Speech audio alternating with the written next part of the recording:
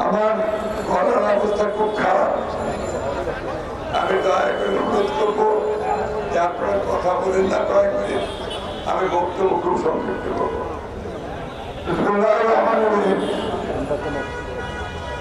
প্রিয় ভাইয়েরা বোনেরা, আসসালামু আলাইকুম।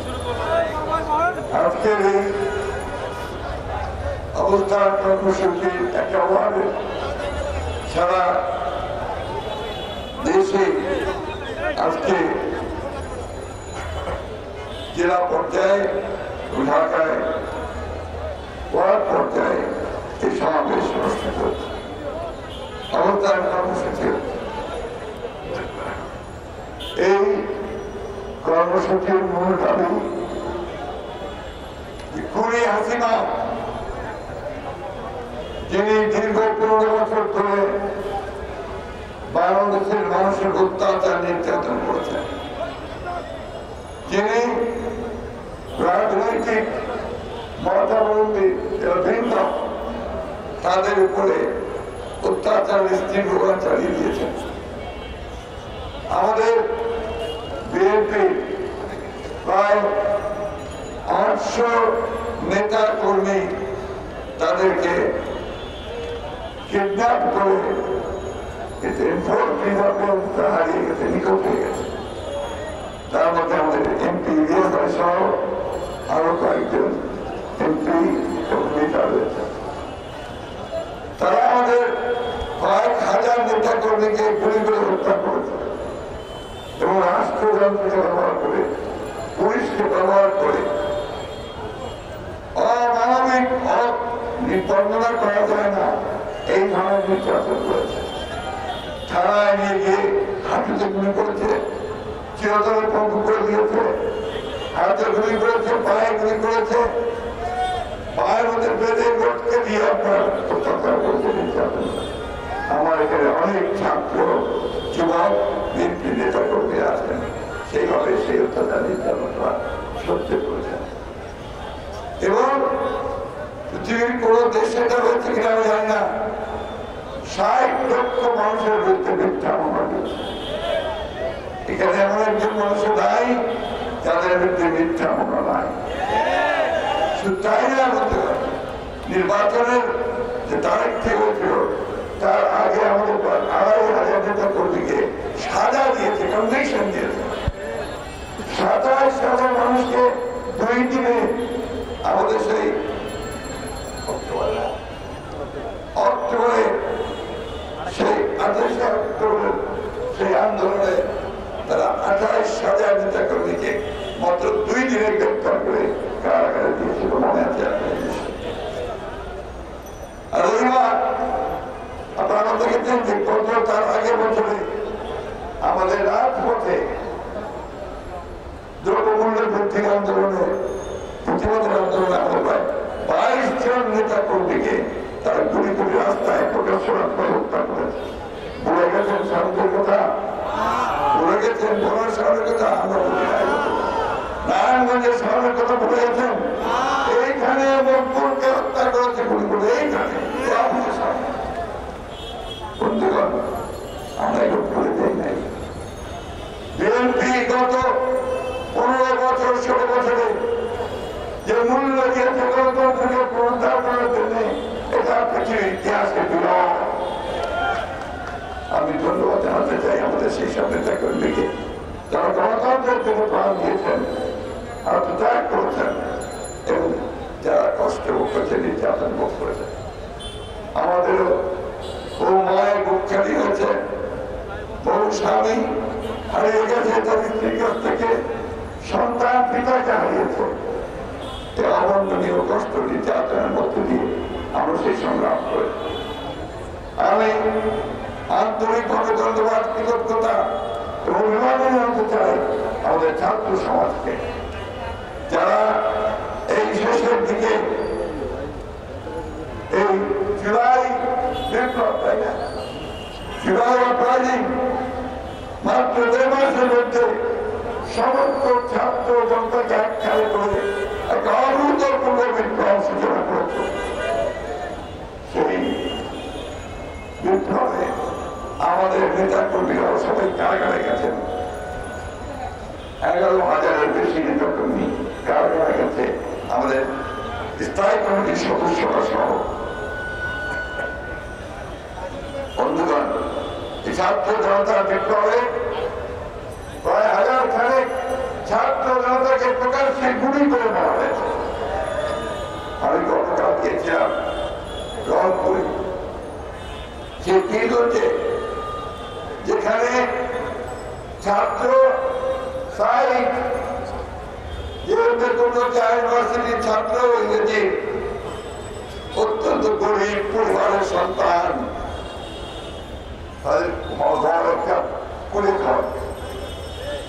সে টিউশনি করে পড়াশোনা করতো আর তার টাকা বাঁচিয়ে আবার বাড়িতে পাঠাতো। আরো চারজন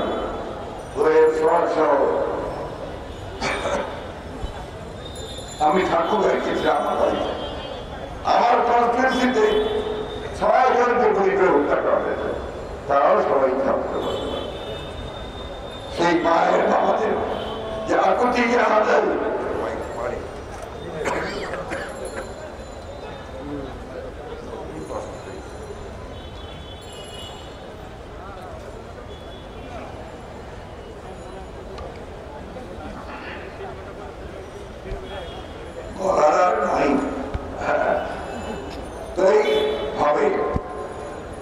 সারা দেশে যারা হত্যা করেছে, নির্যাতন করেছে, গুলি করেছে এবং বুক ফুলিয়ে চিটিয়ে কয়েকজন পুলিশের কর্মকর্তাকে আমরা বলতে শুনেছি আইন কখনো মানতে দেব না।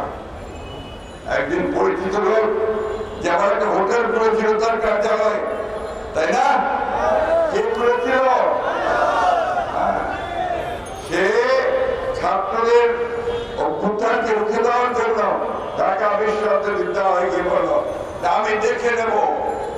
সেই দিনই ঢাকা বিশ্ববিদ্যালয়ে হলগুলোতে রেড করে আরো কতজনকে হত্যা করেছে তার কোনো ইয়াত্তা নাই। বন্ধুগণ, ইতিহাস বড় নির্মম, আল্লাহ তাআলার বিচার বড় নির্মম। আল্লাহ তাআলা আমাদের চোখের সামনে, তাদের চোখের সামনে দেখে দিল যে ক্ষমতা চিরস্থায়ী নয়, ক্ষমতার ক্ষণস্থায়ী। কুল্লাহুম্মা মালিকাল মুলকি তুতিল মুলকা মান তাশা তানজিলুল মুলকা মিমান তাশা তুযিল্লু মান তাশা বিয়াদিকাল খায়র। মনে আছে আপনাদের? আমি আমিরকে ফকির করতে পারি, ফকিরকে আমির করতে পারি, জীবিতকে মৃত করতে পারি, মৃতকে জীবিত করতে পারি। আমাকে তোমরা অস্বীকার করো। এই অস্বীকার করেছিল হাসিনা, এই অস্বীকার করেছিল, সীমা লঙ্ঘন করেছিল। অহংকার, কি অহংকার! আমার মনে আছে এখন আপনার 2014-তে যখন সমগ্র দেশ চাচ্ছিল নির্বাচনটাকে স্থগিত করে দিয়ে বিএনপির সঙ্গে আলাপ করে কেয়ারটেকার গভর্নমেন্টের নির্বাচন হোক, তখন তিনি একই অবস্থা নিয়ে সবাইকে একেবারে অসম্মান করেছিলেন। তারপরে একটি ইংরেজি পত্রিকার দৈনিকের হেডলাইন ছিল অ্যারোগেন্স ভেঞ্জেন্স, অর্থাৎ সেই অহংকার, অহংকার আর হচ্ছে প্রতিশোধ। শেষ মুহূর্তে পর্যন্ত তার মুখে সেই প্রতিশোধের জিজ্ঞাসায় স্পষ্ট উঠতে বলল। আল্লাহ কি হুকুম দেখেন, তাকে সেই তাকে একেবারে পালিয়ে যেতে হলো আমার সেই জায়গায় যেখানে তার ঘোড়া পোতা আছে। বন্ধুগণ, আমি সেই জন্য বলছি আওয়ামী লীগারদেরকে যে এখনো সময় আছে, আপনারা আর ঝামেলা করেন না, কারণ ঝামেলা করলে আপনারা টিকতে পারবেন না। আজকে তো চেষ্টা করেছিলেন যে আপনারা যাবেন 32 নম্বরে গিয়ে ফুল দেবেন, কারো কোনো আপত্তি ছিল না, কিন্তু আপনারা তো হতে দেয়নি। আপনারা তো হতে দেননি কেন? ওই মানুষটাকে আর কেউ দেখতে চায় না, ওই হাসিনার চেহারা তারা আর দেখতে চায় না। চায় বন্ধুগণ, এই এক হাসিনা সারা বাংলাদেশের যত আওয়ামী লীগের ছিল তারা একটা খুদে হাসিনাতে তৈরি হয়েছিল। সারা বাংলাদেশ অত্যাচার নির্যাতন চালিয়ে গেছে বন্ধু। আমি বক্তব্য বাড়াচ্ছি না। আমরা আজকে যে সমাবেশ বসেন, এই সমাবেশের হেডলাইন দেখেন যে লেখা আছে, কি লেখা আছে? এই যে গণহত্যা, হাসিনা যে খুনি, তাদের আবার বিচার আছে। বিচার আল্লাহ তাআলা করছে, আরো করবে। এখন আমরা বিচার কার কাছে চাই? আমরা চাই এই সরকার, যারা সরকার, অন্তর্বর্তীকালীন সরকার, যাদের উপর জনগণ আস্থা দিয়েছে, একটু শক্তি ফিরিয়ে নিয়ে এসে তারা নির্বাচন দেবে, একটা সুস্থ অভাব নির্বাচন দেবে। সেই নির্বাচনের মধ্য দিয়ে জনগণ তাদের ভোট দিয়ে তারা একটা সরকার গঠন করবে। বন্ধুগণ, আমরা সেটাই চাই। আমরা চাই যে নির্বাচনের মধ্য দিয়ে সরকার পরিবর্তন করব। আমরা যৌক্তিক সময় দিতে চাই। একটা কথা আমি পরিষ্কার করে বলতে চাই, গণতন্ত্র এবং সেটার কোনো বিকল্প নাই, ওটার কোনো বিকল্প নাই। এবং সেই গণতন্ত্রের জন্য আমরা লড়াই করছি বন্ধুগণ। আমরা লড়াই করেছি দেশের নেতৃত্বে, তারেক রহমানের নেতৃত্বে। নতুন নতুন কৌশল আবিষ্কার করে, এই ভাই আমার দাঁড়া শেষ করেনি তো। এখন নতুন একটা ভোট তুলেছে সেই ষড়যন্ত্রকারীরা, কি যে মাইনরিটির উপর অত্যাচার হচ্ছে। আমাদের ম্যাডাম খুব সুন্দর করে বলেছেন যে বাংলাদেশে কোনো মাইনরিটি নাই, বাংলাদেশের সবাই বাংলাদেশি নাগরিক। হিন্দু, মুসলমান, বৌদ্ধ, খ্রিস্টান, আমরা সবাই মিলে একসাথে 1971 সালে স্বাধীনতা যুদ্ধ করেছি, দেশ স্বাধীন করেছি। এবং সেই ক্ষেত্রে যারা আজকে হিন্দু সম্প্রদায় বলে তাদেরকে আলাদা করে দিতে চায়, আমরা তাদের সঙ্গে একমত নই। তারা সবাই নাগরিক, কিন্তু তাদেরকে খেপিয়ে, তাদেরকে দিয়ে আবার ঢাল বানিয়ে আরেকটা কৌশল আবিষ্কার করে কিভাবে সংস্কৃতি তৈরি করা যাবে সেই চেষ্টা আমাদের করছে। তাদের মূল কাণ্ড হচ্ছে ইচ্ছা হচ্ছে দেশে অস্থিতির সৃষ্টি করে আবার যদি ওই ভারতের সাহায্যে ঢুকে পড়া যায় তাহলে হয়তো তারা রক্ষা পাবে। আমরা পরিষ্কার করে বলতে চাই, আপনারা দেখেছেন 52 সাল, আপনারা দেখেছেন 62 সাল, আপনারা দেখেছেন 69 সাল, 70 সাল, 90 সাল, এই 2024 দেখবেন এই দেশের মানুষেরা কিভাবে জ্বলে উঠতে পারে, ফুসে উঠতে পারে, গর্জে উঠতে পারে, তখন কোন শক্তি তাদের কাছে দাঁড়াতে পারে না। সেটাই প্রমাণিত। তাই আমি বলতে চাই, ভালো এই সমস্ত ঝামেলা না করে আপনারা আত্মসমর্পণ করেন। যারা এখনো বাইরে আছেন, এদিক ওদিক করছেন, তারা একবার দেখবেন গতকাল প্রতাপশালী আইনমন্ত্রী, প্রতাপশালী উপদেষ্টা সালমা এফ রহমান কি অবস্থায় তাদেরকে নিয়ে গেছে কোর্টে।